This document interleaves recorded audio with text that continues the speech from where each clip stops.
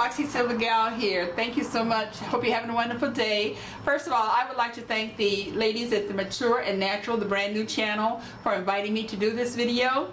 And I really feel honored to be able to do this and have a share in their productions.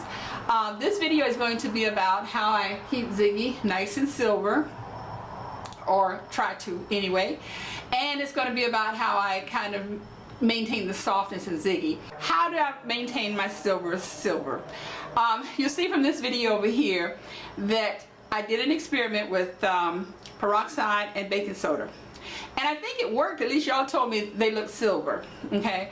In my mind, I think I still see some yellow on the ends. Even though she does sparkle in the sun, she does sparkle in the light, I see some yellow on the end. There are really two things I struggle with, is keeping her silver and bright and keeping her soft. So for the purposes of this video, I decided to revisit the purple shampoo.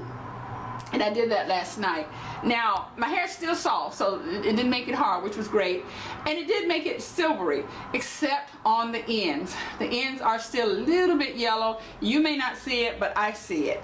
And that could be because when I did a flat iron in October, November, I smelled hair burning for days.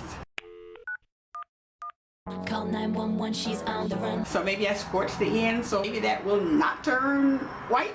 I don't know, but anyway, it is working on the roots part, and the new growth is very nice and shiny and silver. So maybe I've conquered it. And if not, I may just try what Essentials for You does with the food dye. But I think I'll use the purple food dye this time instead of the blue and see if that'll work. Because I really do want to get away from this with the sulfates and all of that and get into something more natural for keeping her nice and silver and shiny. And the next thing I struggle with is keeping her soft. So I left this video here so that you can see a routine that I did come across that has helped her to stay nice and soft. So those two things, shiny and soft, S&S, those are two things that I'm working with Ziggy right now. I started going gray probably my late 30s, early 40s. It was a time when I had two little girls on my hand that I was homeschooling, and I had two invalid parents that I was taking care of at the same time. So those two things together created quite a bit of stress in my life, and when I came out of that, I was gray.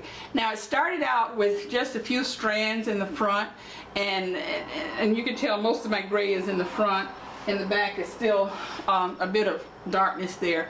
But I would have these streaks, these pretty silver streaks in my bang, and I thought they were kind of cute. I didn't have a problem with them. It wasn't, and then I went through the creamy crack, and I went to leisure curl and what have you, until I did a leisure curl. I had a leisure curl experience where all my hair fell out. And when that happened, I just cut it all off and went to the TWA, even though I didn't know that's what it was called at the time. I just decided I didn't want to have anything else to do with hair, taking care of it, cut it all off, and that's what I did. I rocked and rolled with the TWA between creamy crack, between wigs for the next few years. And over that time, my gray was steadily coming in. Now, there were friends of mine who would say, and I didn't have a problem with it until I would hear friends say, oh, I can't go gray because it just makes me look too old. And I got to thinking, maybe I'm looking kind of old with my gray hair. I don't dye it. I never did, because first of all, I am not going to be bothered with white roots all the time, and second of all, because my grays are very resistant to dye. What's the point? I even asked a stylist of mine once when I was on creamy crack about dyeing, and he says, you know, it's really very pretty, so don't worry about dyeing it. I just covered it up with some wigs, trying to look young. Okay.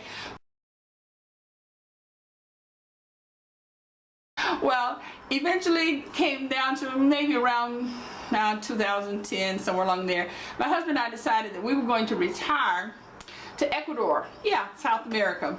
And so I decided, you know what, it's no creamy crack down there, very few natural hair stuff, and might as well let it grow out, might as well let it grow long. So I came up with this bright idea of letting it grow long. And I could just see myself running in the Andes Mountains with my long white braids flowing in the wind in retirement. Yeah, sounds like fun. So I came up with this bright idea of letting my hair grow long. That led to the discovery of several forums about long hair, natural hair, and taking care of natural hair. from that, at that point, I think it's when I really embraced my grays and embrace my natural texture and stop trying to change either one of them. The rest is history. Here I am on YouTube today. I have to say that I have learned to embrace my gray. I love being a gray natural. I'm just working on growing some length. I do some styles, not too much. You'll see a few at the end because I don't want to do a whole lot of manipulation of my hair. And besides, Ziggy just likes to do an afro. That's it. I can do some really bang up twist ups and twist outs and bantus and whatever, but by the end of the day, she's back in an afro. So I just kind of let her do what she wants to do, and maybe when as she gets longer, and y'all hear me talk about that in my videos all the time, as she gets longer, then I'll work with some different styles. But I'll show you a couple of things at the end that I did come up with. So anyway, again, that's it. That's what I do for Ziggy. And again, I want to thank the ladies at the Mature and Natural channel for inviting me. Thank you so much, and I hope this has been helpful for someone. And again, I really feel honored to be able to do this. So thank you so much for watching. Please give me a thumbs up if you like what you saw. Please comment. Please ask any questions or make any suggestions. I hope you have a wonderful day now. All right, bye-bye.